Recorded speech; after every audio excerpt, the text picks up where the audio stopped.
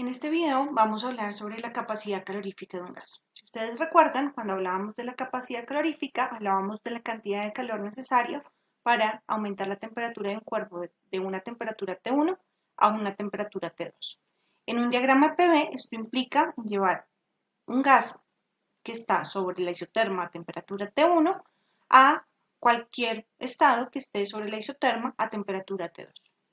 Entonces existen dos tipos de trayectorias termodinámicas que puedo usar para llevar la temperatura del gas de T1 a T2.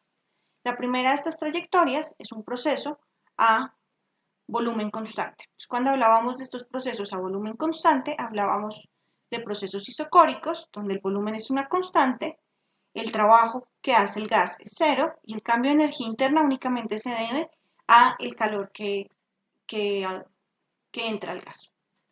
Ahora, el segundo tipo de procesos, pues es un proceso isobárico a presión constante. En este caso, lo que vemos es que el cambio de energía interna se debe al calor que entra al sistema menos el trabajo realizado por el gas. Y ese trabajo realizado por el gas, pues está representado en el área bajo la curva de la curva isobárica. ¿Listo? Ahora, si ustedes recuerdan, habíamos visto que el cambio de energía interna tiene el mismo valor independientemente del tipo de proceso termodinámico. ¿Y cuánto vale ese cambio de energía interna? Pues habíamos visto que era directamente proporcional al cambio de temperatura veces el número de moles por la capacidad calorífica a volumen constante.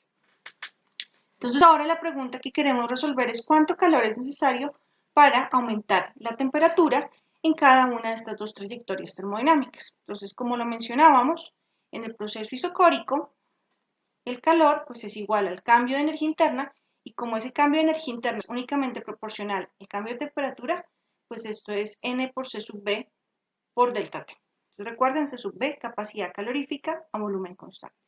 Ahora, ¿qué pasa en el proceso isobárico? Pues en el isobárico, la cantidad de calor que necesito para aumentar la temperatura, pues es el cambio de energía interna veces el trabajo realizado por el gas. Entonces, si recuerdan, en estos procesos, el trabajo pues es el área bajo la curva y este trabajo es diferente de cero, a diferencia del proceso isobárico. Entonces, ¿cuánto vale la cantidad de calor que necesito para aumentar la temperatura en un proceso isobárico? Pues delta U más W, el delta U es N por C sub B por delta T, porque no depende de la trayectoria, más el trabajo que se hace en un proceso isobárico, que es P por delta B. ¿Listo? Ahora recuerden, ¿qué es este trabajo? Pues el P por delta B lo podemos escribir como presión final por volumen final menos presión inicial por volumen inicial. Como es un proceso a presión constante, las dos presiones son iguales. Y si usamos la ley de los gases ideales, en general podemos escribir que P por B final es igual a N R por T final y P por B inicial es igual a N R por T inicial. Y por tanto, este P por delta B lo podemos escribir como N R T final menos N R menos N R T inicial. ¿Listo? Usando estas dos expresiones.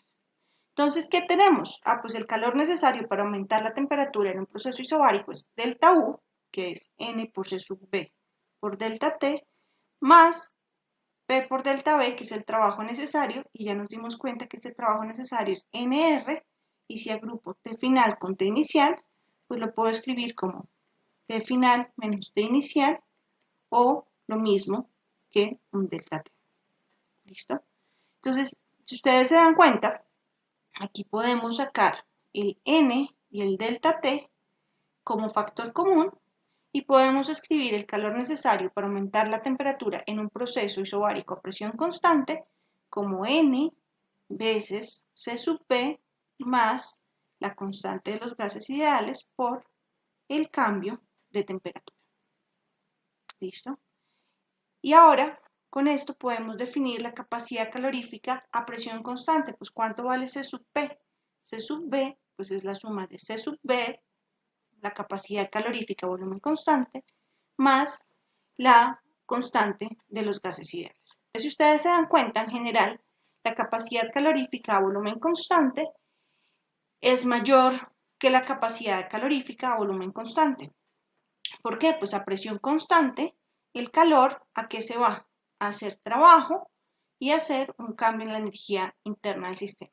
Si yo estoy a volumen constante, pues el calor que necesito es únicamente el calor necesario para aumentar la energía interna.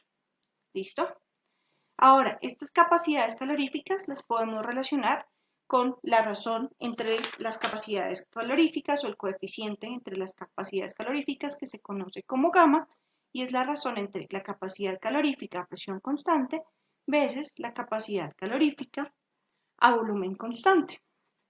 Ahora, ustedes recuerdan que el C sub B, si yo tengo un gas monoatómico, ¿cuánto vale? Si es un gas monoatómico, el C sub B es 3 medios de R, y en este caso, si tenemos un gas monoatómico, pues la capacidad calorífica a presión constante, pues es 3 medios de R,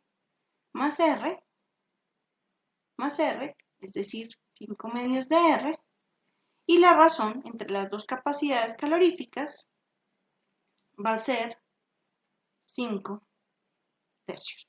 ¿Listo? Y esta razón la vamos a usar más adelante cuando hablaremos de procesos adiabáticos. Y con esto quisiera terminar este video.